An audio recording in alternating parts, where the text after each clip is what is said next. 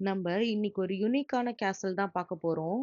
எல்லா கேசலுமே மேக்ஸிமம் வந்து ancient and history நிறைஞ்சுதான் இருக்கும். இந்த கேசலும் அப்படிதான். பட் ஆனா இது கொஞ்சம் டிஃப்ரெண்டா இருக்கும், யூனிக்கா. ஏன் அப்படின்னா இது ஒரு கிளிஃப் மேல இருக்கும்.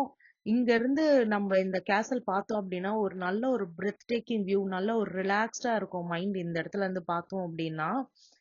அது மட்டும் இல்லாம இது ஏன் இந்த அளவுக்கு டெஸ்ட்ராய் ஆயிருக்கு அப்படின்னா வந்து மோர் தென் 350 இயர்ஸ் வந்து இது வந்து வேவ்ஸ், ரெயின் அண்ட் லேண்ட்ஸ்லைட வந்து ஃபேஸ் பண்ணியிருக்கு. ஸோ அதனால வந்து டெஸ்ட்ராய் ஆயிருக்கு. அதனால மட்டும் இல்ல, இது மேக்சிமம் வந்து இந்த கிளிஃப் வந்து ரொம்ப சாஃப்டா இருக்கும். ஸோ அதனால வந்து இந்த கேசல் வந்து கொஞ்சம் டெஸ்ட்ராய் ஆயிடுச்சு. பை 20th செஞ்சுரியில பாத்தீங்கன்னா இந்த மெயின் பிளாக் ஹவுஸ் மட்டும் வந்து சேஃபா இருந்திருக்கு.